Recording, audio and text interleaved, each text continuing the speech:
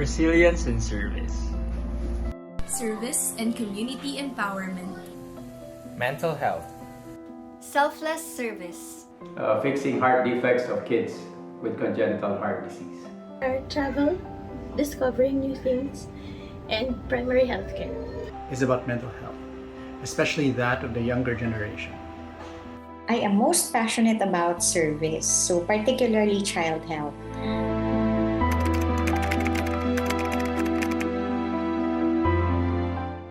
So when I was in high school, I was part of an extension class, and we would go to slum areas and visit and talk to poor people. And as I was there, I saw how difficult it was for them. There even was an instance when so there was this bridge that goes through from that goes over the Pasig River that connects their barangay to the main road so that they don't have to go around. And as we were going to their place, because there were a lot of us in high school, the bridge fell. And we fell into the Imborna. We fell into really mucky waters. So people got us out, but I was so surprised that their reaction was, instead of feeling bad for us because we fell, they actually were mad at us because we destroyed the one thing that could bridge them and make their lives easier. And that's when I realized how difficult their life was. My passion for mental health really comes from my own experiences with struggles about mental health earlier on in my life. I was already a graduate of medical school, and I had been treating a lot of patients, and I realized that many of the conditions that patients might be experiencing also have a psychosocial component of it that is affecting their well-being.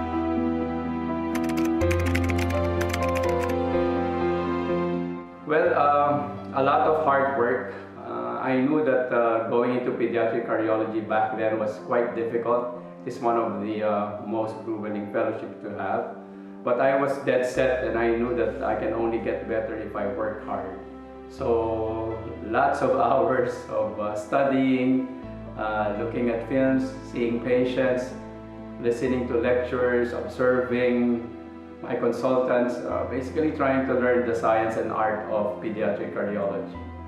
The first step that I really take time to do is to pray about it.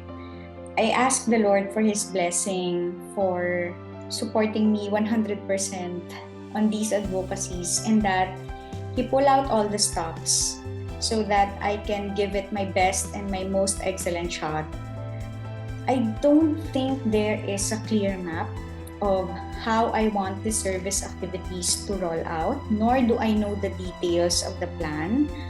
But what I do know is the general direction with which I should be taking. And this general direction can be compared somewhat similar to gut feel.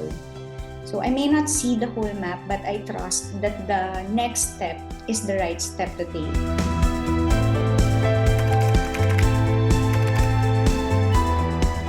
Well, I will continue to help kids with congenital heart defects. So hopefully Operation Brave Heart will be much bigger and we will be able to help more.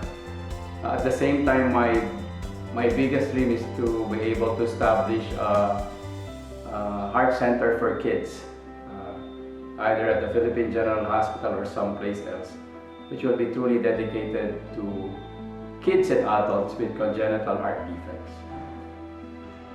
Well, my future plans for my current advocacy of mental health and well-being, especially for the younger generation, would be, of course, to learn more and stay in touch with current advances in the field, deepen my understanding of what's going on, not just in psychology, but also with culture and society in general, as new changes come about, especially after, during and after the effects of this pandemic, how this affects all of our mental well-being. And of course, to become a louder, hopefully I become a louder, more noticeable voice in the landscape right now for mental health. I have a lot of future plans. Currently, I am working as a clinical pediatrician in a government hospital here in Taytay, Palawan, which is a municipio 4 hours away by land travel from Puerto Princesa. So aside from improving the health system to battle the pandemic, my main goal actually is to promote child health. So the LGU and I are currently working to establish a child protection unit here in Taytay. And I am also working with a volunteer organization taking care of children with cleft lip and palate, and soon, hopefully, another group taking care of children with congenital heart diseases.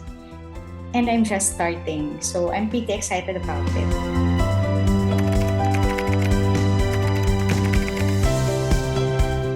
I think you really have to focus.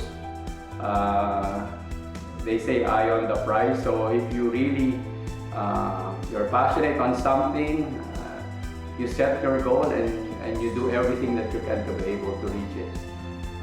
Sabi nga nila, you have to have the perseverance, the stamina, the resilience to be able to withstand all the challenges. So iba yung magaling lang, pero kailangan meron ding puso para kahit anong problemang maharap mo ay baliwala ito at malalagpasan mo.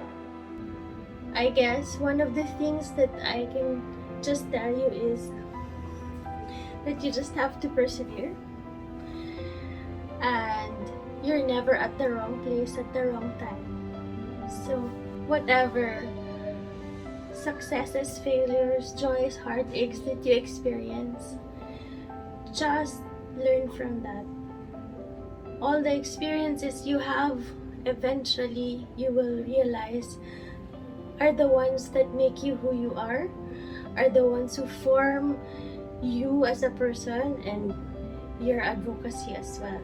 So whatever challenges you face, consider it always a learning experience.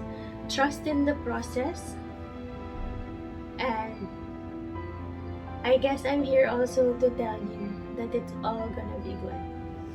In whatever topic you feel that you have some passion for, or what field that you plan to take up as an advocacy, it's really important to be able to think about how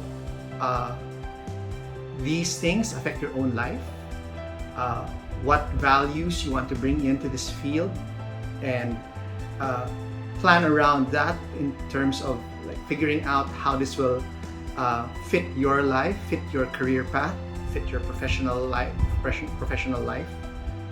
and hopefully that you will have, or you will find mentors along the way who will help guide you on this journey of learning and understanding. It's also important to be able to connect with other people who share the same passion as you, and that has helped me a lot in terms of not really just advancing the career itself, but also exploring new ideas and new fields that you may not have realized were there before you started your journey. Until now, this lesson I try to practice and remind myself of is that we need to protect the purity of our intentions when we serve other people. It's an inside job.